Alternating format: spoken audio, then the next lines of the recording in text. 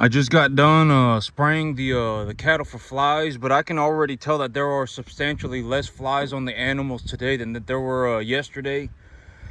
And so yesterday, I'm gonna give these animals a little bit of room so that they don't go running off. But yesterday, I pulled 5 calves for pink eye. Now, I pulled 5 calves out for pink eye, and I also pulled one animal out for he looks like he has BRD. And so this whole thing with pink eye is that well, okay, 2 of my animals have it just a little bit. 2 of my animals they got it 2 of my animals got it a little bit. 2 of my animals have it to somewhat of a moderate degree, and then 1 of my animals has it real bad. And so you really don't want that pink eye going around. Pink eye, what happens is that the flies come out of the animal's poop. The flies will come out of their poop. The flies, they lay their eggs in the cattle poop. And when the flies come out of the poop, and they'll go back and they'll mess with the animal poop with the cattle manure to lay their eggs. And then once they'll mess with the cattle poop, and then they'll sit on the animal's face. They'll sit on the cattle's face. They'll eat the mucus coming from their eye. And so that's how the animals end up getting pink eye. And you don't want pink eye going around your cattle, because pink eye will it'll drastically reduce the amount of money that you make on your cattle. And it's also very not good for the animals, right? The animals are not going to be happy having pink eye. It's not good. The pink eye causes their eyeball to rupture. The pink eye will actually make their eyeball explode. And so I can't imagine that that's comfortable. But if you take a look across the top of the animals, you're going to see that I don't have any flies on them, hardly any at all. I sprayed them off this morning, and yesterday I sprayed them too. And this morning before I sprayed them, I could tell that there were substantially less flies on the animals. And so that's the good thing about the fly spray, is that it doesn't cost hardly anything. It doesn't cost anything. It costs like a few cents a bottle. And if you just spray it on the cattle, it'll take care of your flies immediately. And you don't want pink eye. You don't want pink eye going around on your cattle. It'll make you lose money. You'll lose several $100s on that animal. Like if you have an 800-pound animal and the animal is missing their eye, you know, when pink eye, the final stage of pink eye is that their eyeball explodes, right? And so if their eyeball explodes, if they don't have an eyeball, you're gonna lose money. You're gonna lose hundreds of dollars on that, and it's also not a good thing. And I'm sure that it's not good for the cattle. Like I wouldn't imagine that it's a pleasant feeling for the cattle either. And so you want to take care of that pink eye. And so right now, I was thinking about this morning, but like me, okay, so in about I guess about 350 days. Here's the things, like in 350 days. If I just sat on my hands, not if I just sat on my hands, but if I ran a 10.5-acre farm forever, right? I talk about running this 10.5-acre farm. If I ran a 10.5-acre farm forever, right? And at the end of 350 days, I decided that I just wanted to liquidate all of my animals. I said, you know what? Once a year, I'm just going to liquidate all of my animals. I'm going to take all of the money that I made, and I'm just going to liquidate all of my animals. I would have, okay, because on the long average, I make about $7,000 a month, right? But the cattle market hasn't really dropped substantially up until recently. I have not really been a major, the cattle market has not gone down for me in any sort of major way. It's just kind of gone to the side, right? It's gone down maybe 10%. And so the cattle market has not gone down in a major way. And over the long term, over about the last maybe about a year and a half, I've been averaging about $7,000 to $8,000 a month. That's about how much money I make in terms of cash. Right, I make about $7,000 to $8,000 a month. It's about on a conservative estimate, I said 60 grand, but when I take a look at the numbers for what they are, I actually make about 80 to 100. I make about 80 to 100. And so if I liquidated all of my cattle at the end of the year and I just started over fresh every single year, I would have about $140,000 to $160,000 cash at the end of the year by just running cattle on a 10.5-acre field. And you know, I was thinking about this, and I was like, you know, if I really wanted to just sit here and just run a cattle on a 10.5-acre field forever, I could do that, right? Like if I wanted to, I could do that. It wouldn't But that's the big thing, is that like I could do that, right? I could just sit here and if I made $250,000 a year, then I could just call it a day, right? I mean, realistically, with about $250,000 a year, I can essentially do anything that I want. And I told myself, if I really want to sit here and do that, I can, right? But the thing is I don't. I did that for like a month, and I did that for 2 weeks, and I just collected money, and I was not happy. I was not happy. I think that a lot of people have a misconception. They have a misconception. They think that if they made more money, that their money problems would go away, and they would be happier, etc., etc. But I'm just gonna be honest. For me, the money is almost negligible, right? I already make if I just run cattle, I can make as much money as I could ever want or need. Granted that I continue to run cattle. Right, so like me, the money is negligible. The money does not matter. What matters to me is that are my cattle healthy? Do I bring in the right type of cattle? How much am I paying for the cattle? Do I have feed away put in reserves? That's the stuff that matters to me. The money is negligible, because if I do everything else, the money will already be there. Like on this 10.5 acre field, if I just ran cattle and I liquidated my herd once a year, I would have about $140,000 to $160,000 a year on just the cattle business. And I also got about $50,000 on a W-2. So I would make almost like a $250,000 a year just running cattle on a 10.5 acre field. And with $250,000 a year, that's about $20,000 a month. I've said that over the long term, my average income is about $20,000 a month, right? And with $20,000 a month, I can do whatever I want. I'm telling you, and this is also the thing that I talk about when it comes to money, is you shouldn't even be worried. Like if my life goal, like if I woke up tomorrow and I said, you know what, I want to go and make $100,000. I could make $100,000 in a day. It's not hard to make $100,000, right? $100,000, I could probably make even $200,000 in one day. It's not hard to make $100,000, right? I mean, I can make $100,000 in a day. It's not difficult, but you got to think about the long term, right? Where do you see yourself in a year? How should your finances look right now so that your plans are ready to go in 6 months? How,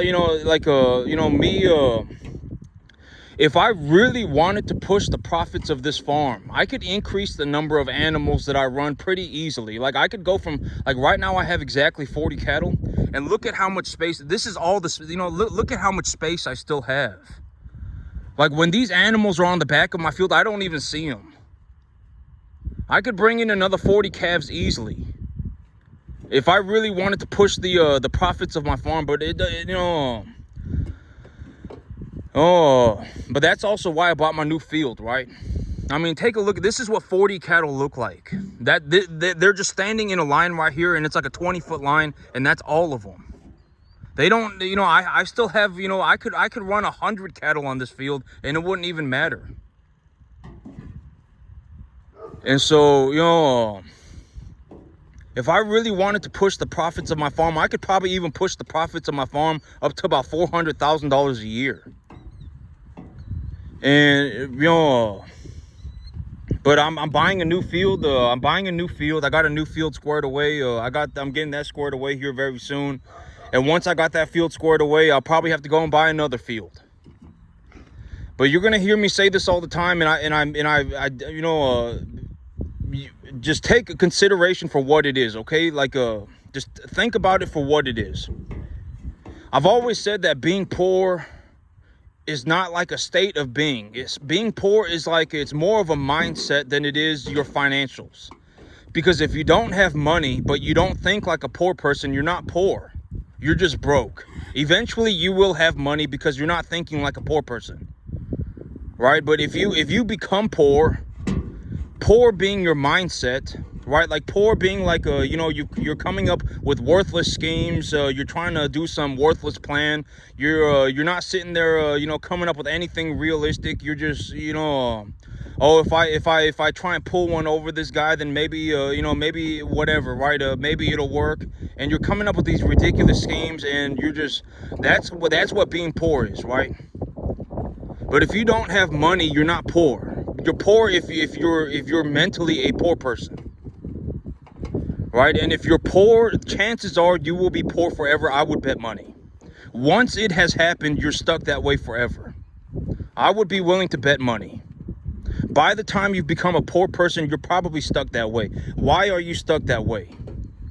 Right? I mean, because you live in a microcosm of a universe that encouraged you to become poor from the first place. Right? I mean, think about it. I've already said, almost everybody, 99.99999% of the population of the earth, if they could be rich, they would choose to be rich. They're not poor on purpose, right? They're poor because they are a result of their decisions. They didn't choose to be poor. They made a whole bunch of bad decisions and then they ended up being poor. And I've already said this, this farm, it might be one of the most, if not the most successful farm on the entire planet. People are not going to make it here. I guarantee it. I would be willing to bet 50-1. I'm the only one that made it to this degree. I don't even know anybody that made it to the 10% mark. I may honestly be the most successful farmer on the entire planet. Right? I mean, you got to consider that. I mean, it's like playing basketball. You're not going to wake up tomorrow and play basketball like Michael Jordan or like LeBron James. You're just not. I mean, it's not going to happen. I mean, you're not going to be a boxer like Mike Tyson. Right? I mean, farming is a skill set just like anything else. There's a reason why most people fail when it comes to farming. Farming is very often associated with extreme poverty. You're not ever going to see somebody that's like, how I made a boatload of money? I started a cattle farm. Almost nobody's going to do that. I'm the only one that did that. From what I have seen to this day, if I see somebody else, it's like, I run cattle on a 10.5 acre farm and I make $200,000 a year, then I would then you and me, then you understand what you're looking at. Because that's what I do, right? I run cattle on a 10.5 acre field and I make almost like, if I really push my profits even just a little bit, I mean, I'd be at $200,000 a year easy. I'm already at about 150. Right? And this is what I've been saying, and your goal, if you're broke, not if you're poor. If you're poor, you're a lost cause. Right? If you're poor, if you're mentally a poor person, there is no saving you. I guarantee it. I would bet money that you stay poor forever. Once you have become a poor person, you're stuck that way forever. I would bet money. It doesn't matter. I would bet money there is nothing that can be done to save you. If you were saved, it would be a miracle. If you turned on a dime tomorrow and was not a poor person, it would be a miracle. Like if you woke up tomorrow and you said, "Oh my God, if I really work on this thing, if I spend the next 15 hours a day, the next 15 years of my life, and I just abandon everything that I know, cut everybody out of my life, and just start looking to make myself some money, and I don't sell my soul, and I stick to it for 15 years, then I can probably find a way to make $10,000 a month." If you did that tomorrow, it would be a miracle. It would be a miracle. Chances are you're not going to be able to do it. You're going to quit, right? I mean, you're going to go right back to being a pile of problems, right? If you're drinking a lot, you're going to go right back to drinking a lot. If you're on drugs, you're going to go right back to doing drugs. I mean, it doesn't matter, right? If you got a spending problem, you're going to go right back to your spending problem. You're going to go right back to all of your problems. I can almost guarantee it. And that's why I also say, like, if you want to become financially a rich person, the last step to becoming rich is that you have to learn to not ruin it for yourself, right? I talk about that all the time.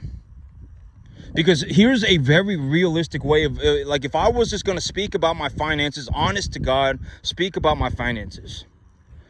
How do I utilize money? I invest about 75% of the money that I make. And that's going to be, I think that a lot of people, when you take a look at it, you're going to go, oh my God. I invest about 75% of the money that I make. If I make $250,000 a year, I invest about $200,000. That's my reality. And so, if you're in a situation where it's like you make 10 grand and you spend 8 grand, congratulations, you're screwed.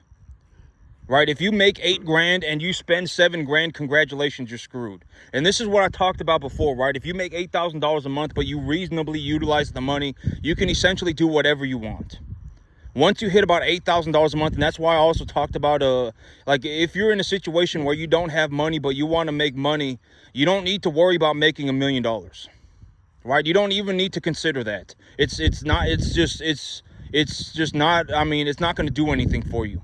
If you woke up tomorrow and you found a way to make $8,000 a month, that was your take-home pay. If you found a way to make $8,000 a month and you lived on half of it and you invested half of it, you would essentially be good to go for the rest of your life. To a reasonable degree.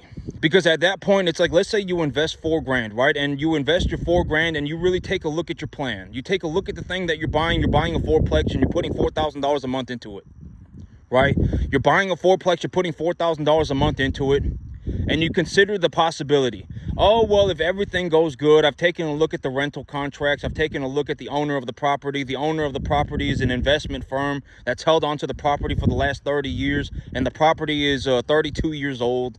And you know, they haven't raised their rental rates in the past in the past 3 years, and the rents on these properties are about $100 a door under the market average. And so you figure, well, if I buy this property tomorrow, I can increase the rents by $50 a door. That would instantly increase my monthly income by $200. And if I do that and the property's already producing a $5,000 a month income and the bank wants $4,000 a month for it, even if I lowball myself and things go horribly wrong, I would still only owe the bank $1,500 out of my pocket because the other $2,500 would be coming from the rental property. Right? I mean, you think about things realistically, objectively. Like, you're not just sitting there going, oh my God, everything's... And this is also, like, I can almost guarantee, like, if you're poor, one very, very realistic symptom of being poor is that you think that the money's the problem. The money is not the problem. The money was the easiest part of the whole thing. Like, if you look at a fourplex and they're selling it for $500,000, right? They're selling it for $125,000 a door. They're selling it for $500,000 and you owe the bank $3,500 a month on it, and the fourplex makes $5,000 a month. That $3,500, okay, and I've already talked about this, but when you're going to go and buy an asset that is already cash flowing, if the asset produces $5,000 a month and the bank wants $3,500 a month, and you cannot convince the banker to give you the money, then something is wrong with the banker. Thinks that something is wrong with you. Right? I mean, maybe you're coming off as a poor person, right? I mean, something is wrong with you. I mean, you know, because if the property's already producing $5,000 a month, why wouldn't the bank just, you know, because the bank wouldn't give you the money because they think that you're going to mess it up, right? You pay the bank $3,500 a month and the property produces $5,000. Right? I mean, then at that point, the only thing you need to do is convince the banker that you should be the one that the banker should be giving their money to. That's it.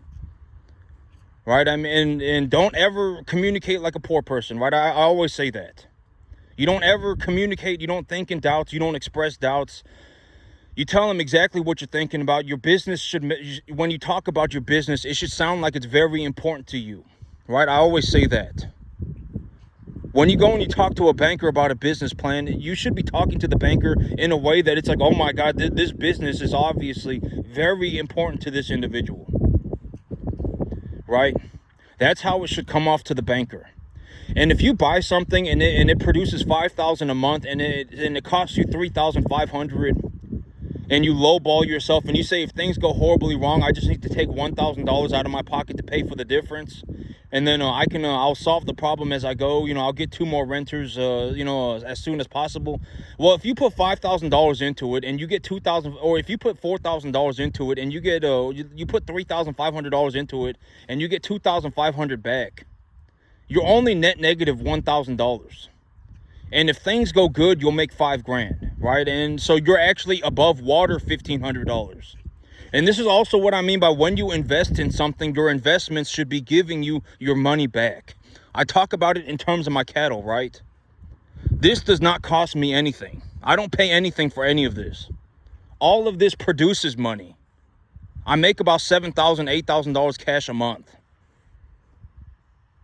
And so this does not cost me anything. This pays for itself, and it also puts money in my pocket.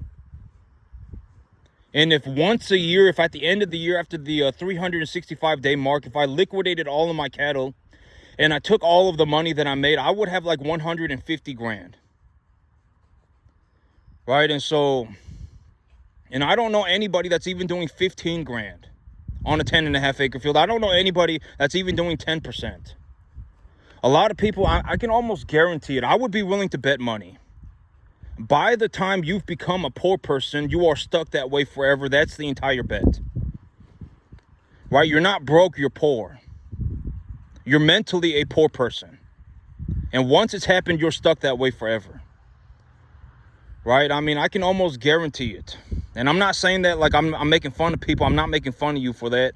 I'm just saying like it's happened, and the damage has been done. And if you were saved, it would be a miracle. Right? You're not going to wake up tomorrow and just turn on a dime. I can almost guarantee it. Even if I give you the information, because that's the thing. It's like me, I managed to do very, very, very well for myself in my life. Right? I mean, financially, I'm doing extremely well. I'm at a point where I only live on 25% of the money that I make. 75% of the money that I make gets invested. And within 6 months, here's the reality of my situation. I've put about $25,000 into my new property, right? Into getting everything squared away for my new property. I put about $25,000 into it over about the last 3 months, 2.5 to 3 months. Within 4 months, I will have the property squared away. I will have the financing done for the property. And once I got the financing done for the property and everything, I'm not going to be putting $8,000 a month into my new property. And so, I think that a lot of people, they don't understand, like, y'all probably don't understand and I've already said that most people have never seen anything like this before in their entire life. Most people are actually running off in the wrong direction, right? I've always said, when it comes to this kind of stuff, don't take anybody's advice, right? Don't take anybody's opinion. Everybody, if they had the choice between not doing it and doing it, and if they could actually do it, they would do it. Right? I mean, because even for most people, $20,000 a month, most people would sell their soul for $20,000 a month. Right? I mean, if you don't think that they would, you're very either naive or you're dumb. And so, the reality of my situation is that within 4 months, once I've got my new property squared away, and instead of dumping money onto my new property, I start reinvesting my earnings into building my cattle herd, my income will skyrocket. I mean, I'm going to be going close to $50,000 a month. I am anticipating that within 6 months, my income will be close to $50,000 a month, and it's already at about 20. And so, the whole thing about this is that maybe, and here's the thing, here's the reality of my life, is that I don't know anybody, not a single person that's like, I started a business about 500 days ago. I started a business. I don't know anybody else that's like, I started a business about 500 days ago and I make about $325,000 a year. I don't know anybody that's done that except for me. I'm the only one that did it. And I managed to do it by running cattle on a 10.5 acre field. And so, we got to consider it for what it is. I mean, running cattle, farming, making money farming is hard enough as it is. Starting a business in its own right is hard enough as it is. Having started a business, running cattle, and then massively gone into the green is almost, I have not seen anybody do it except for me. I'm the only one that made it. And so I figured that when I talk about my perspective, it will give everybody an honest opportunity to take a look at how I came to be.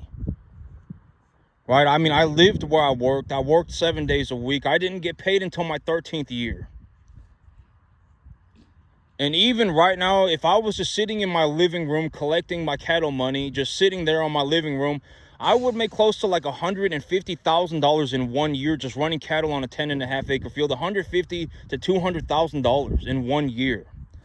All right, and already, I've talked about this, but if you realistically find a way to make about $8,000 a month, after that, I mean, you've essentially, it's so much money that you can do whatever you want. I'm telling you, like me, I can essentially do whatever I want. I got this new field squared away. The only thing that I could have really done with the money was buy more land. I'm not going to put 500 cattle on a 10.5 acre field. And so, You know, I bought more land, and even after I bought more land in 3 months, I'm just going to be completely honest, in 3 months my income is going to skyrocket to a point where I'm actually having to, like me, I'm actually sitting here thinking about, you know, here in about a year I may actually have to liquidate a portion of my herd for about 100 grand and then just buy equipment to get the tax write-off. I may have to do that because my herd may start growing too fast. That's legitimately the situation that I'm in. And so, you know, on a 10.5 acre field, I managed to make almost $12,000 a month, $14,000 a month on a 10.5 acre field. When I start growing grass, my income is going to go up higher. On the long-term average, my income has averaged about $7,000 to $8,000 a month. If I liquidated my herd at the end of the year, every single year, I would have close to like 150 to 200 grand on a 10.5 acre field, right? And I can almost guarantee it. I would be willing to bet money. And I've talked about this, but like in a situation where we're going to have a whole bunch of people make money doing honest work, you have to consider the possibility that a lot of people don't make money because they're an idiot, right? You have to consider that. Like a lot of people make horrible choices, right? I mean, they, you know, like if you're watching this video right now thinking that you can wake up tomorrow and become a farmer, you're an idiot. I don't know how you came to that conclusion. Right, it's not possible, right? I mean, and chances are, even it's not possible. I would bet money. I mean, this took me 15 years. It took me 15 years, and I worked 7 days a week. I lived where I worked. I worked 7 days a week. I mean, it was the most difficult thing that I had ever done, by a long shot. I mean, it was borderline impossible. And I don't know anybody that's even made it to the 10% mark. I don't know anybody that's even made it to 10%. I don't know anybody that's even making $15,000, $20,000 a year on a 10.5 acre field. And so, you know, I always say keep your BS to yourself, right? There's a reason you're poor. Stay poor by yourself. Why would you drag other people into being poor? Don't drag other people into being poor, right? Stay poor by yourself. And if you decide that you want to go out and you want to do something and make some more money, then I'm very happy for you. You know, but you're going to have to look at some realistic opportunities, right? Maybe you find a job with good benefits, or you go and you purchase a business that has no real estate. And if you can purchase it at 1 or 1.25 times EBITDA, and you can leverage for it on a 5-year loan, right? I mean, and you get a couple of cool tax write-offs, and then you take your money, and once you're done paying for your business, you take the money that you were paying for your business and go and buy yourself like a fourplex. Then within 10 years, you're now financially making like $15,000, $20,000 a month. You can do whatever you want, right? Like if you did it that way, then sure, right? I mean, you could do whatever you want. And if you, because here's the thing, here's a realistic way to think about it, right? I say 18's about the latest that you can start, right? 18's about the latest that you can start and really, but I mean, okay.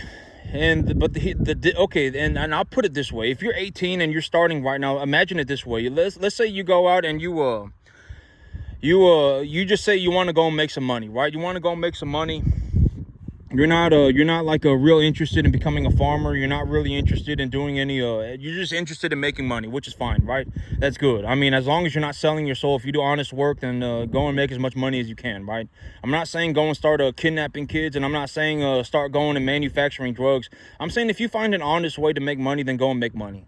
And let's say you're 18 and you start, right? You're 18 and you start, and you go and you find yourself a business. And you purchase this business, and it's a 1.25 times EBITDA, and it's 120,000 EBITDA. So it's 120,000 cash flow, and it's being sold for 160. And you go to the owner and you say, hey, I will give you your 160. I will give you your price, but I want to make the terms. And the owner asks you, what are your terms? What are your terms? What do you want your terms to be? And you tell them, well, I want a 6 month. I want you to train me for 6 months. And I want you to give me a seller financing contract at whatever, 7%, 8%, 9%, 10% interest. And I want a seller financing contract, and I want the seller financing contract over 5 years for this much interest. And so the owner says, okay, or you do the other way and you say, hey, you can have your terms. I will go and get commercial financing. I will go to the bank and get financing for this deal. But I want you to lower the listing price, right? I've always said that when it comes to a contract, there are only two sides of every contract. It does not matter what contract you're looking at. You could be looking to buying a truck. You could be looking at buying a house. You could be looking at buying a piece of property. You could be looking at buying a business. It does not matter. There are only two sides of every contract. There is the price, and then there are the terms for that price. And I always say negotiate the contract, right? Always negotiate the contract. Don't ever be in a situation where you give them the terms and the price. Negotiate one or the other, right? And so you go up to the owner and you say, hey, I'll get commercial financing, but I want you to lower the price from 160 to 140. And so the owner says, okay, right? And so you go and you start the business, and you ask for a 6-month onboarding period, right? I mean, tell them, hey, for 6 months, I want you to train me and I want you to show me how to run the business. And they say, okay. And so that you get started, and then you take your money, and over 5 years, let's say you make $10,000 a month and you pay $4,000 a month for the loan. So you come home with $6,000, you go and buy yourself a new truck, you write that truck off on your business expenses. You're not paying taxes for practically at all. If you deduct if you depreciate the taxes, if you depreciate that truck over the next 5 years, then you're essentially in a situation where you're not going to hardly pay any income tax, because you can also probably deduct the interest on the loan that you're paying. And you're gonna or you can do whatever, talk to your CPA about it, right? Talk to your CPA about it. And then you go, oh well, after 5 years, you're 23 years old, you've paid for your business is paid off, you get all the money, you don't have to pay for the loan anymore. And so you got an extra $4,000 a month in your pocket. You're making $10,000 a month. You take that $4,000 a month that you were paying for your loan, and you go and you buy yourself a rental property. And you buy yourself a rental property for $4,000. Let's say you get a rental property that's valued at about $600,000, and by the time you're 26, you've paid for the entire property, and congratulations, now you're making $20,000 a month, and you're 26, 28 years old. Right? I mean, that's how easy it is. It's not difficult, right? You buy an asset that produces cash flow. And I've talked about this. When you invest your money, you should be, the big idea of an investment is that you're trading your money for something that is equally as valuable as the money, right? I've talked about this all the time. And a realistic way to look at this is that this right here, this does not cost me anything. This costs me $0. This makes me money. And I would be willing to bet with everybody that if you are in a situation where you are not doing well financially and you do not invest, you are going to be poor forever. That's also one way that you could end up being poor mentally as a poor person. You're not broke, you're actually poor. You're not even considering investing. If you're not investing, you're gonna die poor. I would guarantee it. I would be willing to bet money with everybody. And I've already said that chances are, if you're working a job and you're not making enough money, you're not gonna be able to make enough money working that job. Even if you worked overtime, it's not gonna matter. You probably need a better job, or you need to, it's probably a multiple combination of multiple things, right? It might be character problems. Maybe you got a spending problem. I don't know what it is. Right? Life is not a journey. You should not be going on these mystical, magical adventures. You should not be throwing Hail Marys in every direction. You need to learn you need to think how to do things objectively, correctly, and reasonably. Right? When I take a look at the long average of my business, I make about $7,000-8,000 a month. I also hold cattle. 90% of them or so are number 1 to 1.5 type medium large frame. The average weight of my herd right now is about 400 pounds. If the average weight of my herd right now is 400 pounds and I have them on a 65-70% TDN diet, and I feed them about 3.25% of their body weight a day in dry matter, then they'll put on about 75 pounds a month. Right? Objectively correct information. Was any of that incorrect? Right? It was 93% or more accurate. Right? And so, you got to learn how to think about things correctly. Like, what am I actually looking at? What are the, all of that. And I've always talked about money. Money is a actual thing. You should be able to look at an account and tell how much money is going in and how much money is coming out. And, and you should be able to look at money like it's a real thing. It's not the figment of your imagination, right? It's not a figment of your imagination. It's not like money's just gonna, money is a real thing.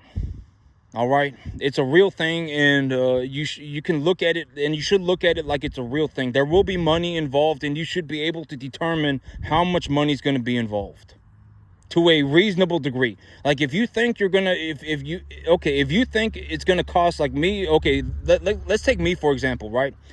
I took a look at the long-term average of my earnings, and I determined that the long-term average of my earnings was going to be enough to essentially float my next deal, float my next property purchase. If I thought that it was going to cost me 50 grand, but it cost me 25 grand, that would be not good, but I mean it would be okay, right? But if I thought it was going to cost me 25, but it cost me 50, then that's very not good. Right, something went horribly wrong in the plan. Where did you mess up so badly? Right, you got to take a look at it for what it is. Like me, I thought it was going to cost me this much, and it actually ended up costing me almost exactly this much. I have like $5,000 in my bank account, and that's it.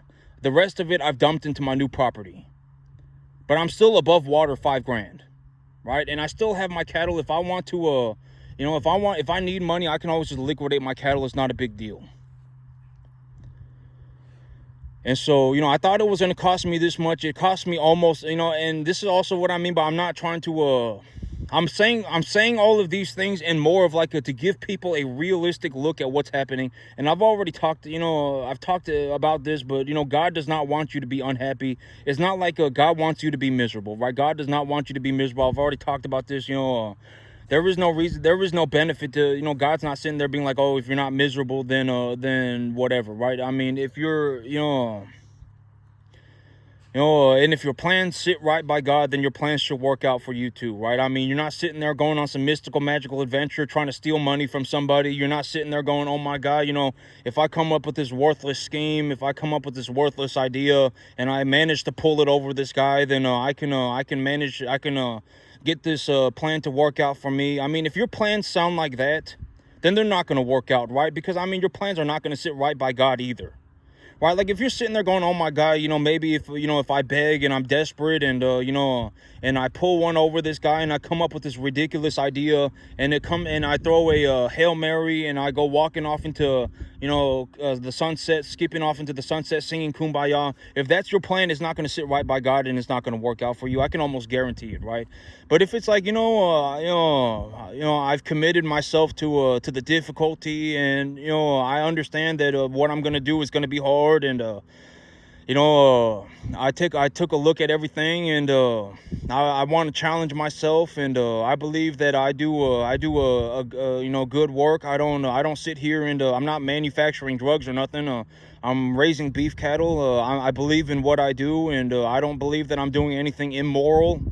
And I work 7 days a week, and I'm here to make it work, and I'm gonna work, and I'm gonna be diligent, and be diligent in my planning and my preparations. And if that's you, then your plans will probably work out for you, right? I mean, let's just be honest. If that's you, then it will probably work out. But if it's like you're sitting there going, oh my God, you're gonna beg and you're gonna be a bum, and you're gonna scrape across the bottom your entire life, and you're gonna sit there and I fell out of heaven a 7 and my life's a mystical, magical journey, and all of these massive problems, right? Whatever your problem is, I mean, it's probably not gonna sit right by God, and then you're not gonna make it. I would be willing to bet money. Because if that's your plan, why would God want that to work out for you, right? If you're sitting there going, oh my God, if I come up with this worthless scheme and I pull one over this person, and I come up with this nonsensical, ridiculous plan, and if that's you, then why would God want that to work out for you, right? I mean, you sold your soul to the devil, right? I mean, let's just be honest. I mean, you sold your soul.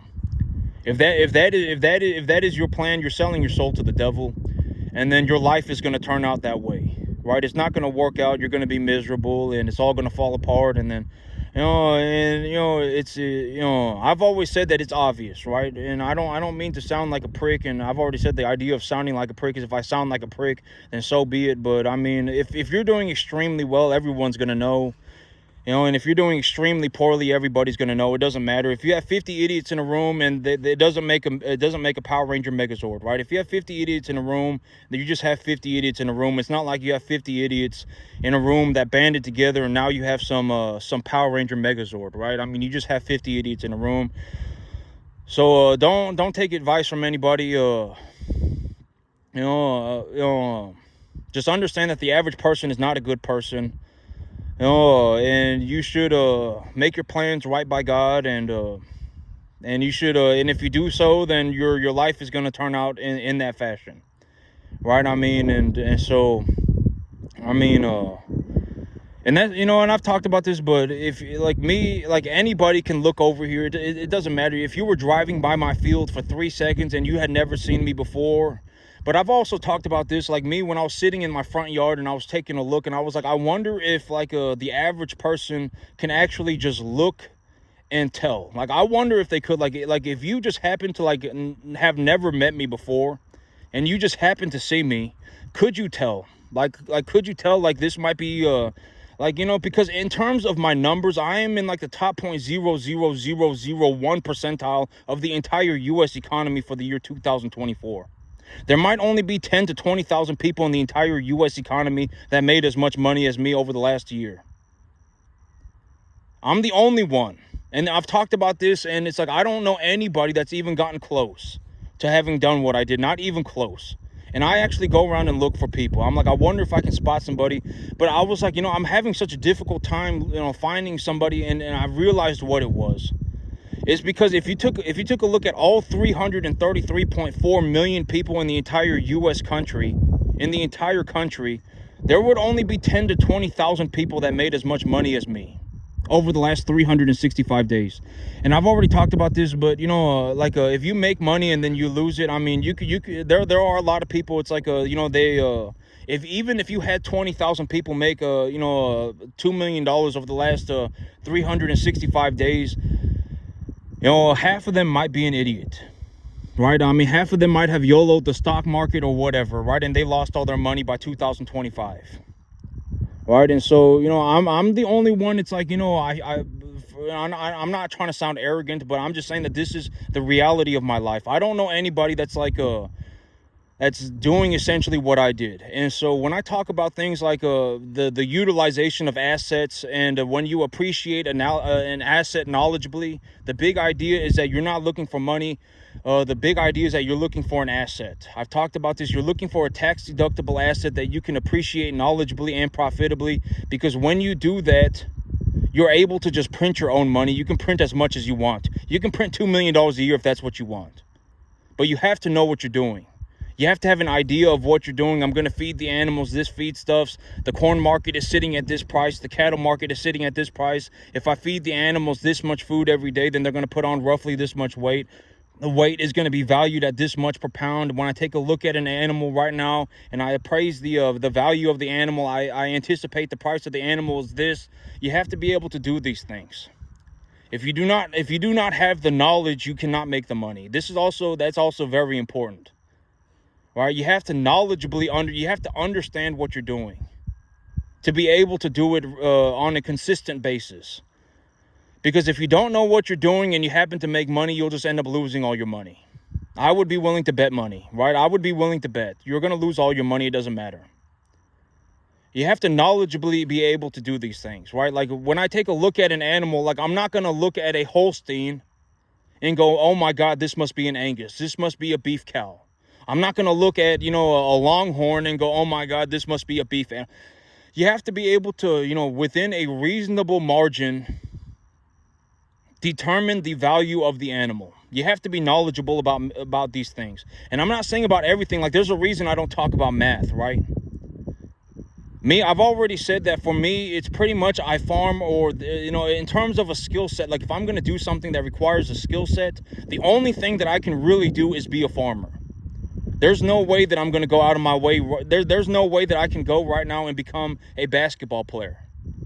There's no way that I can go and be whatever else, right? A plumber, right? I mean, I probably can't even become an electrician or a plumber. Not to a very high level. Like if somebody was looking for somebody to wire electricity in their skyscraper, you know, somebody is going to, you know, chances are I'm not going to be able to do that. Even when I'm 50. If I worked on becoming an electrician right now until I was 50 years old for the next 17 years, I probably am not going to be, you know, it probably will not happen. You know, because if you have an 18-year-old that's, you know, a 15-year-old that's starting to learn how to become an electrician, that 15-year-old, by the time they're 30, will be doing substantially better than a 30-year-old that started at 30 and made it and is now 45. Right? If you started when you were 18 and now you're 35 and you've been working on it 7 days a week, and somebody else started when they were 35 and now they're 52, you at 35 are probably going to be better at it than the 52-year-old. You probably will. Granted that you put in the right level of effort, right? You learned correctly. You learned correctly and you practiced all the time. So you know, like me, the choices for me are either like if I want to do skill-based work, I farm, and if I just want to go and make money, I can do something like buy investment property. Right? I mean, because me, fundamentally, I understand how to make money. Farming is not the only way to make money. When you take a look at me, you have to understand that almost nobody makes it as a farmer. You know, I may be the only person in the entire U.S. economy for the year 2024 that managed to make this much money farming. The only one. And so in terms of farming a 10.5 acre field and how much money I generated, I started a new business and my business made this much income. And, you know, when I think about it all for what it is, I mean, chances are I'm the only one. I haven't seen anyone even made it to the 10% mark. And when I talk about my life in a realistic perspective, it's like, you know, farming is pretty much either if I want to do skill-based work, I can farm, and if I don't want to do skill-based work, I can do something like purchase businesses and real estate assets, rental properties. That's my realistic outlook. And me, I'm a farmer because when I farm, I make so much money that I can essentially do anything that I want. And so that's it for me today, YouTube. Y'all have a good one.